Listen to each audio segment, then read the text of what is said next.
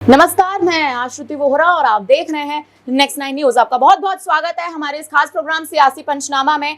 बात करने जा रहे हैं दिल्ली के उस बदलते समीकरण के बारे में, जिस समीकरण के बदलते इस वक्त दिल्ली के जो हालात हैं वो कहीं ना कहीं बेहद नाजुक हैं, ना केवल भारतीय जनता पार्टी के लिए, ना केवल कांग्रेस के लिए, बल्कि उससे ज्यादा आम आदमी पार्टी के लिए। क्योंकि दिल्ली में जो सरकार, कहीं ना कहीं जिस सरकार का दबदबा है वो आम आदमी पार्टी है। लेकिन इस बार इस लोकसभा चुनाव में आम आदमी पार्टी को बड़ा झटका लगा है। आपको बता दें, सातों की सातों सीटों पर भारतीय जनता पार्टी ने क्लीन विन ली है। लेकिन उसके बाद ही भारतीय जनता पार्टी की जीत से ही आम आदमी पार्टी को जिस प्रकार का झटका लगा है, वो झटका आप देखें, कहीं ना कहीं उस झटके के बाद अरविंद केजरीवाल की ओर से, आम आदमी पार्टी की ओर से निर्णय सामने आया। और वो निर्णय, वो ऐलान इस प्रकार का था कि अब आने वाले विधानसभा चुनाव के लिए दिल्ली में आम आदमी पार्टी और कांग्रेस का जो गठबंधन है वो टूट चुका है।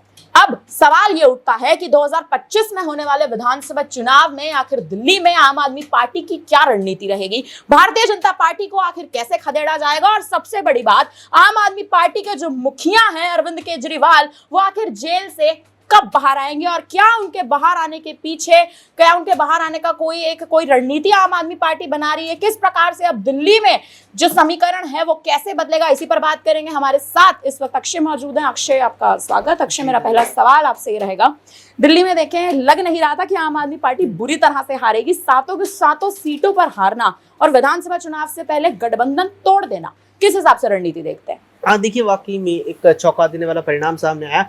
और मुख्य रूप से अगर आप देखेंगे, वोट बैंक अगर देखिए बीजेपी के खिलाफ दिल्ली में सबसे पहले तो निश्चित तौर पर आम आदमी पार्टी का है।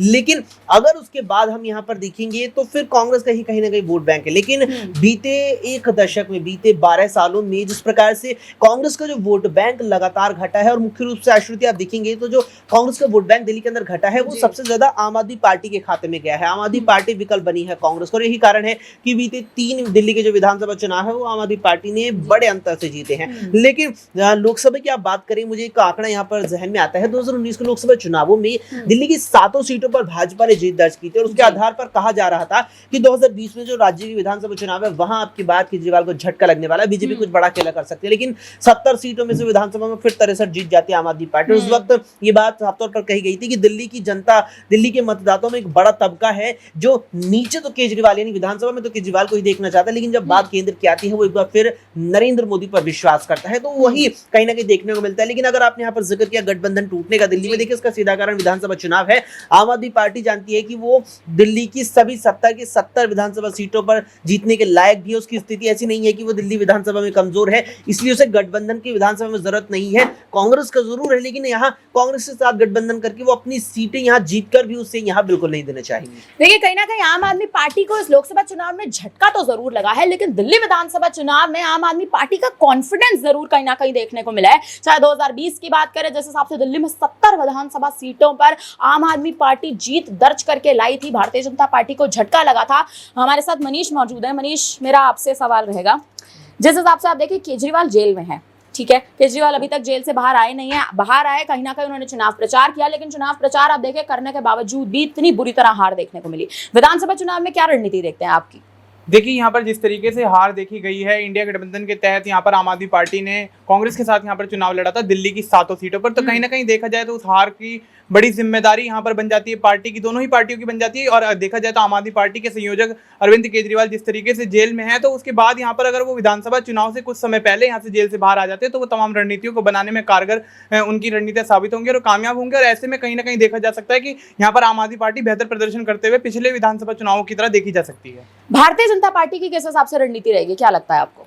देखिए, भारतीय जनता पार्टी की रणनीति यही रहेगी कि जिस तरीके से पिछले विधानसभा चुनावों में उनको हार मिलती रही है, 2 बार के विधानसभा चुनाव में कहीं ना कहीं आम आदमी पार्टी ने बेहतर प्रदर्शन किया, तो उसको लेकर कहीं ना कहीं ये समझ में आ सकता है कि यहाँ पे भारतीय जनता पार्टी को बहुत मेहनत करने की जरूरत है। और यहाँ पे तमाम भारतीय जनता पार्टी के नेता, या यूं कहें कि जो 7 सांसद जीते हैं, उनको यहाँ पर पूरा जोर आजमाइश करनी पड़ेगी, जिसके चलते यहाँ पर कोई बड़ी जीत हासिल हो, नहीं तो यहाँ पर आम आदमी पार्टी फिर से बाजी मारती हुई दिख सकती है।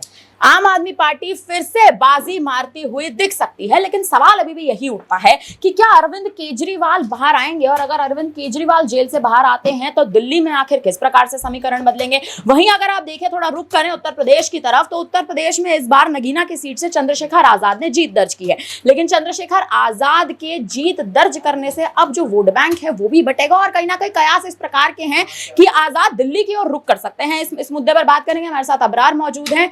अबरार, मेरा आपसे सवाल रहेगा, जिस हिसाब से आप देखिए आजाद की उत्तर प्रदेश में नगीना से जीत और कयास इस प्रकार के लगाए जा रहे हैं कि आजाद जो है वो अब दिल्ली की ओर रुख कर सकते हैं, केजरीवाल के साथ गठबंधन करते हुए दिखाई दे सकते हैं, क्योंकि आपका और कांग्रेस का गठबंधन टूटा है, लोकसभा चुनाव के लिए टूटा है, तो लोकसभा चुनाव के बाद विधानसभा चुनाव के लिए टूटा है। क्या लगता है आपको, आजाद का किस प्रकार से रुख रहेगा? देखिए, चंद्रशेखर आजाद ने उत्तर प्रदेश में खास करके जो नगीना सीट पर जीत हासिल की, उसके बाद से अब कहीं ना कहीं उनका जो असर है वो मात्र दलित समाज पर ही नहीं बल्कि तमाम वर्गों पर, और नगीना सीट पर मुस्लिमों ने भी उन्हें बढ़ चढ़ करके वोट दिया। तो जाहिर सी बात है कि कहीं ना कहीं उनकी एक बड़ी जीत हुई है, और ख़ास तौर पर ऐसे समय पर जब आप देखिए कि कई जो है बड़े बड़े सिंबल पर लड़ने वाले प्रत्याशी जो है वो अपनी जीत दर्ज नहीं कर पाए, तो ऐसे में हर राजनेता उनसे जुड़ने की कोशिश जरूर करेगा। और चंद्रशेखर रावण की जो रणनीति है, लगातार अपनी पार्टी को विस्तार देना चाहते हैं। इस बार भी लोकसभा चुनाव में उन्होंने बिहार में भी अपने प्रत्याशियों को उतारा था जो है कई सीटों पर। तो मुझे लगता है कि विधानसभा चुनाव में वो और भी ज्यादा मजबूती से उतरना चाहेंगे। और जहां तक केजरीवाल के साथ गठजोड़ की बात है, तो बिल्कुल इस पर चर्चा की जा सकती है, चूंकि केजरीवाल जो है लोकसभा चुनाव में इंडिया गठबंधन का हिस्सा थे, और चंद्रशेखर रावण का वो बयान जब पहले चरण के दौरान उनकी सीट पर वोटिंग हो रही थी, तो उन्होंने बीच मतदान के बीच ही ये बात कही थी कि वो बिना शर्त जो है इंडिया गठबंधन को अपना समर्थन देंगे। मुझे लगता है कि इन सारी चीजों का अगर आप आकलन करेंगे तो जाहिर सी बात है कि ये बात निकल करके आती है कि चंद्रशेखर रावण और अरविंद केजरीवाल अगर भविष्य में गठबंधन करने की स्थिति में आती है, तो मुझे नहीं लगता है कि भी किसी भी तरीके का मतभेद जो है उनके भीतर हमें देखने को मिलेगा। हालांकि जो है देखना पड़ेगा कि क्या वाकई जो है अरविंद केजरीवाल विधानसभा चुनाव में भी गठबंधन करेंगे या ना करेंगे, क्योंकि लोकसभा चुनाव में उन्होंने किया तो लेकिन विधानसभा चुनाव में उनकी स्थिति जो काफी ज्यादा मजबूत है, और अगर ऐसे में वो फिर भी गठबंधन करते हैं तो ये उनके लिए जो है खास करके दलित वोट बैंक को अपने लिए साधने में एक जो है बेहतर कारगर साबित होगी ये गठबंधन। देखना होगा, इंतजार करना पड़ेगा, चूंकि मात्र कुछ महीनों के बाद ही विधानसभा चुनाव को लेकर के भी स्थितियां जो है वो साफ होने लगेंगी, क्योंकि अगले ही साल विधानसभा का चुनाव है दिल्ली में भी।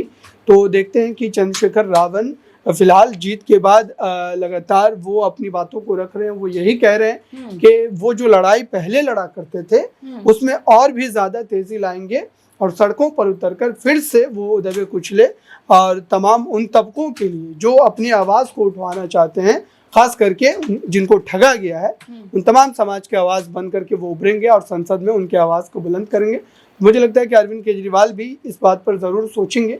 देखते हैं कि इस पूरे मुद्दे को लेकर के जब गठबंधन को लेकर के चर्चाएं चलती है, तब चंद्रशेखर रावण की तरफ से क्या रद्द अमल जो है हमें देखने को मिलता है। दिल्ली में चंद्रशेखर आजाद की तरफ से आखिर क्या आप देखें कहीं ना कहीं क्या समीकरण बदलेगा, और दिल्ली में आम आदमी पार्टी अब विधानसभा चुनाव में किस प्रकार से अपनी रणनीति बनाएगी, क्योंकि अरविंद केजरीवाल याद करें अभी भी जेल में है, वापस से सरेंडर कर चुके हैं। उसके बाद से उनकी अभी तक कोई पेशी नहीं हुई है, ना ही अभी तक ईडी की ओर से कोई बयान आया है, ना ही अरविंद केजरीवाल की ओर से कोई बयान है, और ना ही आम आदमी पार्टी इस लोकसभा चुनाव के बाद किसी भी तरह की सक्रियता बरतती हुई दिखाई दी है।